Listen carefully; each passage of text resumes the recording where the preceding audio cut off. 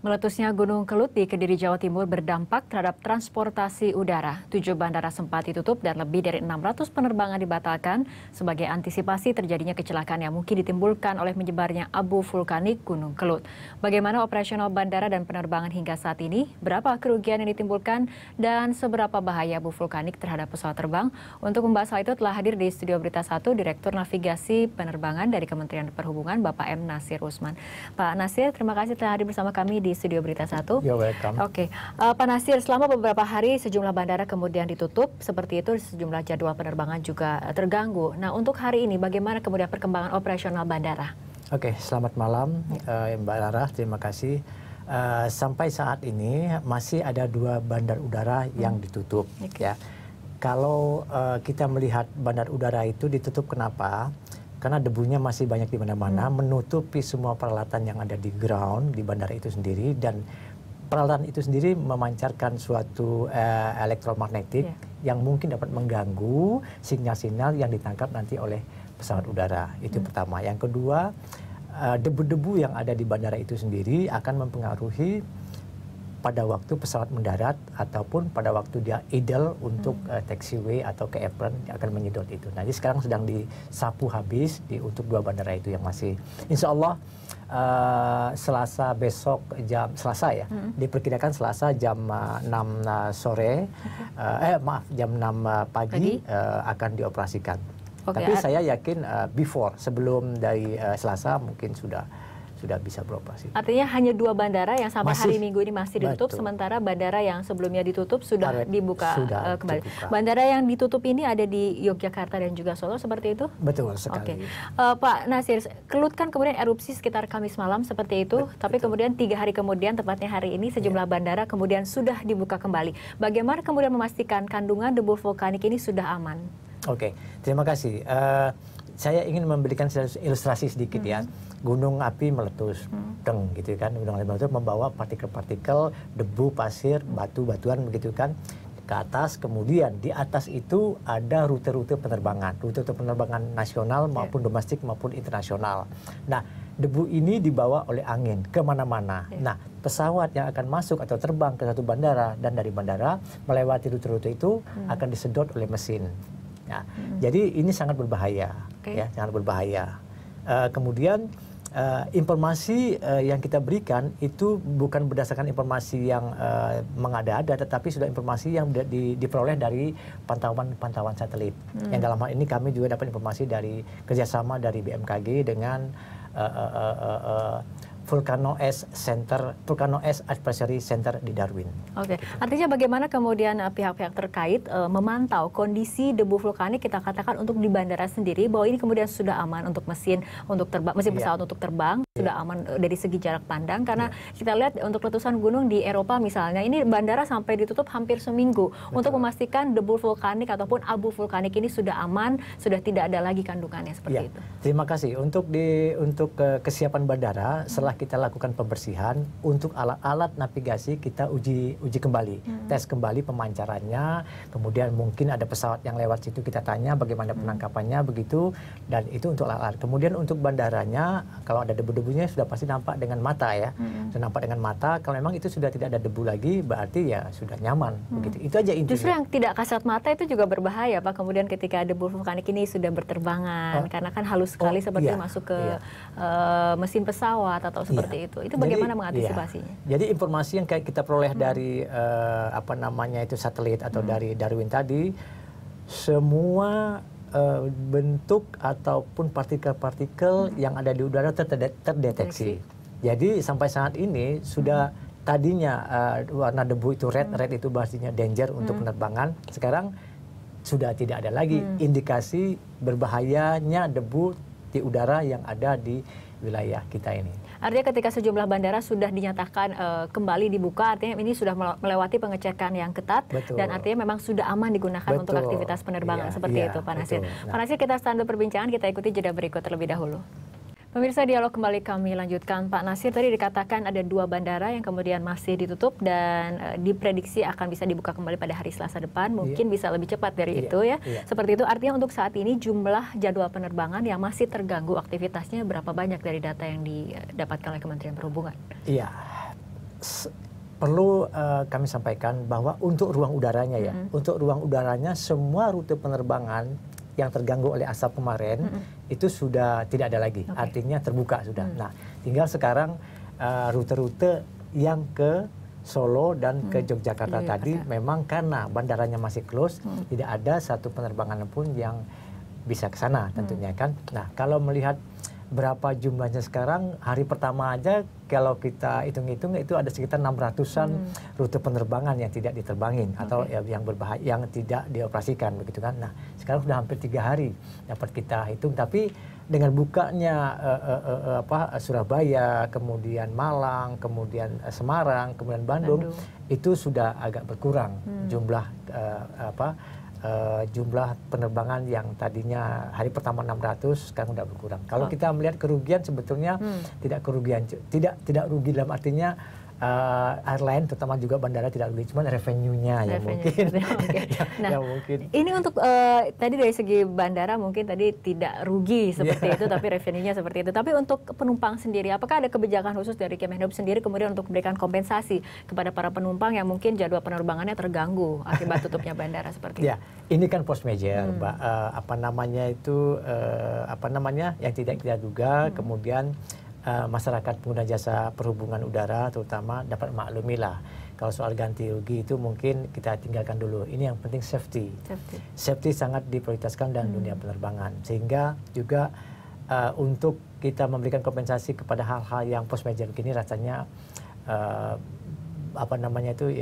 belum menjadi keputusan kita lah gitu ya. Pak Nasir, dari Kementerian Perhubungan sendiri atau mungkin dari pihak-pihak terkait, bagaimana kemudian koordinasi misalnya dengan pihak seperti BMKG untuk memantau terus bagaimana ini pemetaan pergerakan dari abu vulkanik itu sendiri? Jadi kalau dalam keadaan kondisi post major gini, Pak, semua institusi atau semua mitra kerja yang terkait dengan dunia penerbangan itu harus saling mengisi. Kolaborasinya sangat erat sekali. Nah, kita contohnya, kita kalau ada informasi ini atau kondisi ada gunung meletus begini, kita dapat informasi dari BMKG, dari Darwin, karena kita ada MOU dengan Darwin. Kemudian dari informasi itu kita buat suatu informasi nasional, artinya NOTAM itu Notice to Airmen. Setiap komunitas penerbangan harus tahu itu, harus paham itu. Nah, kemudian dari pihak penyelenggara navigasi penerbangan dalam hal ini Perum LPPNPI yang baru kita bentuk 1 tahun lebih ini juga mengimplementasikan notam itu, menginformasikan kepada pilot kamu jangan lewat sini, kamu jangan lewat sini dan lain sebagainya. Nah, terus terang saja Pak, Indonesia ini diakui oleh negara-negara tetangga bahwa kita sudah mempunyai namanya State Contingency Plan, Contingency Route. Kalau ada terjadi apa-apa, rekan-rekan kita di Airnav Indonesia, di LPPNPI tadi bisa mengantisipasi kalau tadinya pesawat itu terbang ke sini karena ada gunung meletus atau ada ancaman atau mungkin tidak bisa lewat, dia akan alihkan ke sini. Jadi kolaborasi di antara semua ini sangat baik sekali kami. Airline juga. Jadi saling memberikan. Begitu pilot terbang begitu dia melihat ada sesuatu dia lapor. Jadi koordinasinya bagus sekali. Semua stakeholder terkait kemudian saling mengisi perannya seperti itu. Pak Nasir, ini terakhir saja mengenai kembali ke kondisi bandara. Ada 2 bandara yang masih ditutup, yaitu bandara di Yogyakarta dan juga Solo. Untuk pembersihan debu vulkaniknya sendiri ataupun abu vulkaniknya ini progresnya sudah seperti apa? Sekarang ini tinggal ya katakanlah menyemprot bagian-bagian tempat-tempat yang dilalui engine pesawat. Kemudian sekarang ini sedang kita tes ulang peralatan-peralatan navigasi yang dibutuhkan, seperti misalnya instrument landing system. Kemudian kalau di Jogja itu ada radar. Kemudian ada transmit komunikasi, antena transmit komunikasi antara pilot dan air traffic control, itu kita cek kembali, kita kita bersihkan. Sehingga saya yakin sudah 90% dilakukan. Baik. Terima kasih Pak Nasir telah berbincang bersama kami dalam Prime Time. Pemirsa, masih di Prime Time Talk dan saat ini sudah bersama kita Bapak Bayu Sutanto, Ketua Penerbangan Berjadwal dari INAKA. Pak Bayu, terima kasih telah hadir bersama kami di Studio Berita 1. Pak Bayu, ini dari Jumat pagi ada sejumlah bandara kemudian yang ditutup hingga kemudian hari Minggu ini tersisa 2 bandara seperti itu. Ini rute mana saja yang kemudian sudah dibuka oleh airline sendiri? Dari pengamatan kami, beberapa anggota airline INAKA yang sudah membuka rute khususnya Jakarta Semarang. Ya, mulai kemarin sudah ada Sriwijaya sama Kalstar. Kemudian mulai hari ini saya dengar yang ke Surabaya. Malang saya nggak yakin ya, sudah walaupun bandaranya sudah dibuka tapi belum ada penerbangan yang ke sana karena memang secara teknis walaupun bandaranya dibuka tadi pagi Mbak, tetap harus untuk pesawat yang menginap di bandara tersebut tetap memerlukan proses pembersihan, apakah engine, kacanya, windshield dan hanya memastikan tidak terkena dampak dari abu vulkanik tersebut. Tapi kalau yang kedatangan begitu dibuka biasanya sudah ada yang berangkat dari kota lain ya, atau sebagian besar dari Jakarta misalnya ke Surabaya atau ke Semarang, atau Surabaya ke Semarang sudah bisa dilakukan. Artinya untuk total hari ini ya efektif kemudian sudah terbang berapa banyak jadwal penerbangan Pak? Mungkin kalau kita lihat dari yang sebagian besar penerbangan itu kan di Bandara Surabaya, Jogja, Semarang dan Solo ya. Malang relatif satu hari mungkin 3 flight atau 4 flight. Sehingga mungkin di Bandara Solo dan Jogja, khususnya Jogja yang lebih banyak, mungkin sekitar masih 20-25% yang belum terlayani. Oke. Ini memang penutupan bandara ataupun pembatalan jadwal penerbangan terutama adalah untuk keamanan ya. Benar. Penumpang keselamatan dan juga keamanan dan keselamatan penumpang dan juga pesawat seperti itu. Tapi jika dihitung kalkulasinya, kerugian secara materi ini sudah berapa banyak Pak? Jadi kalau dihitung kerugian, sebetulnya bukan kerugian ya, tapi potensi pendapatannya dari penumpang. Kerugiannya secara pasti kita belum hitung ya, tapi kita bisa hitung dari rata-rata dengan pesawat jenis Boeing 737 seri 800 atau 900 maupun Airbus 320 yang banyak sebagian besar dipakai oleh maskapai kita, itu 1 jam antara 7.000 sampai 8.000 total operating cost-nya. USD ya? US dollar. Sehingga berapa kali penerbangan dan berapa lamanya. Yang paling lama kalau dari Jakarta kan ke Surabaya. Kalau ke Jogja, Solo relatif ya 50 menit sampai 1 jam. Ke Semarang lebih pendek juga. 1 jam lebih ke Surabaya, tinggal dikalikan volume frekuensi maupun jarak waktunya ya. Oke, jika kemudian bandara sudah dibuka, artinya untuk pihak otoritas bandara, artinya bandara sudah aman untuk aktivitas ataupun operasional penerbangan seperti itu. Dari airline-nya sendiri, bagaimana kemudian melakukan pengecekan dari pesawatnya sendiri agar kemudian ini pesawat memang layak terbang? Ya, jadi khususnya untuk maskapai yang pesawatnya menginap di 7 bandara, memang 7 bandara hanya Surabaya, Semarang, Jogja, dan Solo atau Malang yang mereka pesawatnya ron ya, atau menginap ya. Sehingga mereka harus melakukan, walaupun bandaranya sudah dibuka, bukan otomatis pesawat yang kena abu waktu menginap di sana langsung bisa diterbangkan, harus melakukan pengecekan. Biasanya yang utama adalah engine atau mesin pesawat, diperiksa semua, bahkan dibersihkan dengan kompresor, istilahnya kompresor wash, supaya memastikan partikel-partikel kecil juga keluar. Kemudian juga fuel filternya juga diperiksa semua supaya tidak terkontaminasi nanti. Selain itu juga windshield biasanya, makanya kalau kita lihat di TV kan kaca kokpitnya ditutupi semua kan, karena itu dampaknya juga cukup bisa membuat retak atau apapun terhadap windshield yang ada di pesawat. Ya, jadi harus dipastikan semua bersih, tidak ada abu yang menyebabkan gangguan apakah mekanik atau hidrolik dari pesawat, semua sistem pesawat tersebut. Oke, baik Pak Bayu, kita akan lanjutkan perbincangan, tapi kita ikuti jeda berikut terlebih dahulu. Pemirsa, dialog kembali kami lanjutkan. Pak Bayu, sejak kemudian erupsi Gunung Kelut ataupun yang meletus hari Kamis dini hari seperti itu, ini hari Minggu bandara sudah dibuka dan pesawat juga sudah terbang seperti itu. Ini relatif cepat kemudian memang proses pembersihan dan pengecekannya. Apakah memang prosedurnya, ada prosedur khusus untuk itu? Jadi sebetulnya itu prosedur standar ya kalau untuk bisnis penerbangan. Artinya tiap perusahaan penerbangan mereka punya prosedur menghadapi situasi apabila ada abu. Apakah karena abu gunung api atau abu yang lain, kita beroperasi dari abu, kita bisa melakukan tindakan-tindakan atau precaution untuk mengamankan apakah itu engine pesawat, rotor, ataupun kalau untuk turboprop ya, ataupun yang lain-lain ya, peralatan lain yang kemungkinan bisa terkontaminasi oleh abu vulkanik khususnya Gunung Kelut ini maupun pasir atau debu yang lain. Gitu. Oke.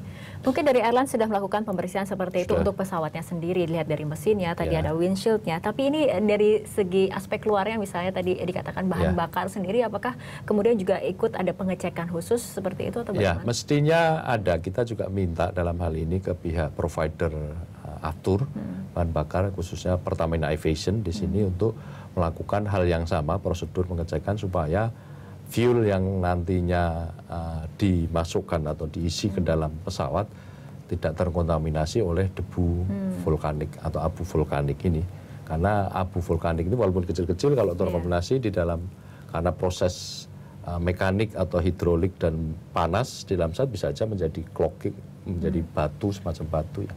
Bisa mengakibatkan mesin pesawat mati karena tersumbat aliran bahan bakarnya. Oke, untuk dari segi penumpang sendiri Pak Bayu, untuk kompensasi mungkin dari hari Jumat dan Minggu yang kemudian ada jadwal penerbangan yang dibatalkan seperti itu, bagaimana kebijakannya? Apakah dengan refund atau mengganti dengan jadwal yang lain? Baik, jadi sebelumnya cerita bahasa sendiri sebetulnya kena penumpang yang tercancel dengan adanya penerbangan ini. Kemudian sebetulnya saya ada rencana hari Jumat itu ke Jogja, acara ada undangan, terus hari itu juga balik, sudah city check-in.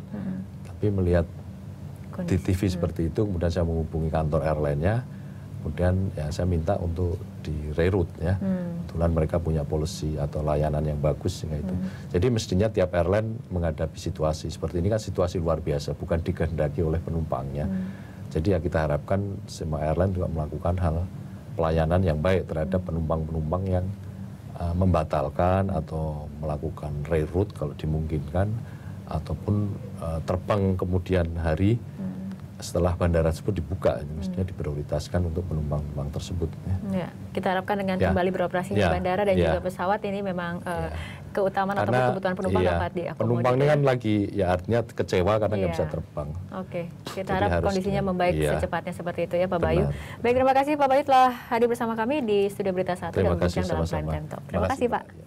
Anda kembali di Prime Time Talk dan masih membahas penerbangan terimbas KLUS, dan narasumber kita kali ini adalah Bapak Gary Sujatman, pakar penerbangan. Pak Gary, terima kasih telah hadir bersama kami di Studio Berita 1. Pak Gary, ini sebelum kita membahas apa sih sebetulnya dampak dari abu vulkanik terhadap pesawat, kita akan tanyakan dulu nih, apa sebetulnya karakteristik dari abu vulkanik itu sendiri? Oke, untuk dari gunung berapi di Indonesia, itu rata-rata kita konten dari vulkaniknya itu silikanya tinggi, dan ada juga besi dan beberapa zat logam lainnya. Jadi itu kalau kalau gunungnya meletus, abunya itu kalau masuk ke mesin pesawat itu akan meleleh. Jadi mesin jet itu kan dia menyedot udara, lalu dia kompres supaya panas, lalu dia bakar. Nah, pada saat pembakaran itu dia akan meleleh. Begitu dia keluar dari pembakarannya, itu seharusnya ada kisi turbin di belakang yang untuk membantu penyedotan lagi. Nah, di situ kalau dia temperaturnya mendingin sedikit saja, itu sudah membeku. Nah, itu akan menyumbat dan mungkin juga bisa mendeformasi si kisi-kisi tersebut. Jadi mesinnya akan bisa dibilang gagal. Oke, artinya kandungan dalam abu vulkaniknya itu sendiri yang memang berbahaya, atau memang dari ukuran partikelnya juga karena kecil kemudian ini juga berbahaya? Dua-duanya. Jadi dari kandungannya dan juga dari ukurannya. Jadi tidak bisa difilter begitu saja juga. Oke. Untuk kemudian membersihkan dari debu vulkanik ataupun abu vulkanik dari misalnya mesin yang kemudian sudah terkena hujan debu vulkanik ini, seperti apa prosesnya? Apakah kemudian membutuhkan waktu yang lama atau bagaimana? Oke, untuk pesawat yang sudah terbang masuk itu dibutuhkan dicuci istilahnya. Pencucian juga bukan pencucian biasa. Itu harus dicuci kering dulu istilahnya, jadi disapu semuanya, kayak misalnya yang sudah, dan juga yang sudah menginap, kayak misalnya kemarin di Jogja kan agak banyak debunya, itu harus disapu dulu kering. Setelah disapu kering, lalu baru dibuka mesinnya, dilihat apakah ada deposit di bawah yang masuk yang bisa lolos dari penutup. Lalu setelah itu baru di engine run, di starter, bukan dinyalakan, di starter untuk disemburkan apa yang di dalam, lalu baru nanti dicuci. Nah, itu prosesnya juga harus dicek. Setelah itu dicek pakai boroskop, apakah ada retak, atau goresan di dalam mesinnya. Jadi itu bukan proses yang ibaratnya cuci cepat juga gitu. Oke. Selain kemudian debu vulkanik ini berpengaruh pada mesin ya ketika tersedot seperti itu ataupun memang saat hujan terjadi, ini apalagi kira-kira kemudian yang dipengaruhi oleh debu vulkanik ini di dalam bodi pesawat itu sendiri? Satu ya itu kalau untuk pengendalian tekanan udara dan juga untuk istilahnya AC-nya, pengendalian cuaca, itu dia juga mengambil udara dari mesin. Jadi kalau itu masuk ke mesin, itu juga akan masuk ke sirkulasi dalam kabin. Tentunya efeknya ke kesehatan juga ada. Lalu juga ada efek yang lain, yaitu sensor pesawat untuk mengukuran kecepatan dan ketinggian, itu bisa tersumbat. Lalu juga ada satu yang mungkin kurang banyak dipahami ya untuk masyarakat, yaitu kacanya bisa tergores. Nah itu bisa tergores seperti di amplas, jadi benar-benar tidak bisa lihat apa-apa. Itu karena memang sangat kecil sekali partikelnya, tapi tajam. Itu mungkin debu vulkanik yang kasat mata lah istilahnya, kemudian yang bisa kita lihat debunya setebal itu, seperti itu. Untuk ruang udara sendiri bagaimana ini pengaruhnya ataupun bahayanya ketika memang pesawat terbang itu berada di ruang udara yang penuh dengan kandungan abu vulkanik? Oke, kita lihat di kasus pernah ada kejadian di Indonesia, saya lupa di tahun berapa, itu kasus waktu Gunung Galunggung meletus. Itu ada pesawat British Airways 747 dari Singapura ke Perth kalau tidak salah. Itu dia waktu itu notifikasi untuk debu masih kurang bagus lah distribusinya informasi, biarpun untuk kalangan penerbang juga. Jadi mereka terbang masuk, mereka pertama mencium bau belerang, sulfur dioxide itu. Tapi mereka tidak, karena mereka tidak tahu ada gunung sedang meletus, jadi mereka terus, lalu mesinnya semuanya mati. Akhirnya mereka hampir saja tidak bisa balik ke Jakarta. Mereka bisa untuk balik ke Jakarta karena yang paling dekat. Mereka hampir saja tidak sampai. Di saat terakhir mesinnya bisa nyala lagi, lalu mereka mendarat di Halim waktu itu. Oke. Artinya memang penutupan bandara dan pembatalan jadwal penerbangan memang sudah seharusnya dilakukan ketika memang terjadi bencana seperti letusan ataupun erupsi gunung api seperti itu ya, Pak. Kita akan lanjutkan perbincangan, tapi kita ikuti jeda berikut terlebih dahulu. Pemirsa, dialog kembali kami lanjutkan. Pak Geri, untuk mungkin bencana abu vulkanik ini, kan kita memang tidak tahu bagaimana kapan bencana itu terjadi. Ini artinya mungkin untuk memonitor ataupun mengantisipasi ini lebih ke koordinasi atau bagaimana? Prosedur yang udah ada sekarang itu ada namanya Volcanic Ash Advisory Committee, yaitu komite untuk memonitor debu vulkanik untuk penerbangan. Kita ada di Indonesia ini ada di bawah jurisdiksinya Darwin. Jadi ada di London, ada di Washington, ada di beberapa tempat lain, dan kita masuk di bawah Darwin. Mereka mengumpulkan semua data yang ada dari BMKG dan dari USGS juga, yang dari Amerika, lalu juga untuk observasi citra satelit dari pemantauan tingkat sulfur dioksida belerang, lalu juga observasi inframerah untuk perubahan temperatur akibat adanya debu itu. Jadi macam-macam yang mereka gunakan. Nah itu mereka sekarang sebarin. Nah itu kita hanya bisa sejauh itu untuk sekarang dengan teknologi yang ada. Oke, artinya ketika kemudian erupsi Gunung Kelut ini terjadi pada Kamis dini hari, kemudian bandara sudah dibuka pada hari Minggu, sejumlah jadwal penerbangan juga sudah on schedule seperti itu memang waktu yang dibutuhkan dalam 3 hari itu sebetulnya cukup ketika koordinasi terjadi di antara beberapa pihak seperti itu? Pertama yang mereka harus lihat adalah debu ini kan ada sumbernya, gunungnya. Apa gunungnya masih mengeluarkan debu vulkanik tersebut? Dan kalau mengeluarkan arahnya kemana? Karena kan ada yang kayak kemarin di Gunung Sinabung, debunya tidak sampai ketinggian yang tinggi sekali. Nah, untuk ke Kelut dan waktu itu Merapi juga sampai ketinggian yang tinggi sekali. Jadi itu menyebarnya sangat lebar. Nah, itu mereka harus lihat dari tadi itu beraneka ragam sensor sudah kemana itu. Nah, di 24 jam terakhir itu sudah terlihat bahwa yang rendah sudah yang debu rendah sudah turun semua. Lalu yang di ketinggian tinggi sudah menyebar ke barat dan keluar ke Samudra Hindia, dan pantauan terakhir kalau tidak salah tadi pagi itu sudah tidak ada. Nah dari situ mereka tentu secara terpisah menyiapkan pembersihan bandara dan pesawat-pesawatnya. Nah begitu sudah tidak ada abu yang terpantau, bandara siap, oke, dibuka. Untuk pesawat yang terkena ataupun terdampak debu vulkanik ini, ketika memang kemudian dicek segala macam, semua kebersihannya ataupun kandungan dari abu vulkaniknya ini, memang saat itu kemudian sudah bisa layak terbang, dinyatakan seperti itu? Ya, jadi ada prosedurnya di engineeringnya masing-masing airline untuk pengecekan pesawat setelah terjadi ibaratnya kehujanan abu vulkanik saat waktu dia bermalam. Ada juga prosedurnya untuk bila mana mereka merasa mereka telah terbang masuk ke daerah yang ada debu vulkaniknya, itu ada checklistnya. Itu yang tadi saya sampaikan sebelumnya. Untuk alat-alatnya mungkin yang mesti ataupun harus dikalibrasi ataupun dicek biasanya yang utama selain mesin pesawat ataupun sensor, biasanya apa kemudian yang harus dicek paling utama, Pak Giri? Kalau untuk di pesawat sih tadi hanya untuk sensor-sensor di mesin dan sensor untuk performance pesawatnya, itu tadi untuk sensor pitot dan statik, yaitu untuk mengambil kecepatan dan ketinggian pesawatnya.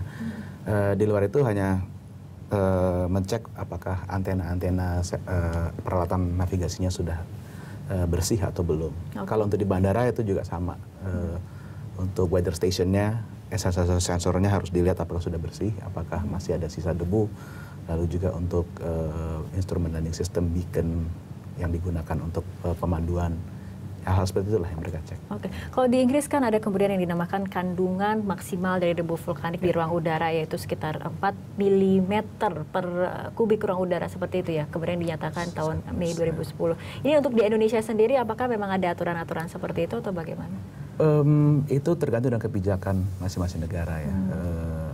Untuk negara yang adanya di Ring of Fire ataupun cincin api seperti ini bagaimana? Kalau saya rasa kita mengambil measure yang lebih, saya bilang lebih kasar, lebih keras, yaitu ada abunya kita nggak terbang.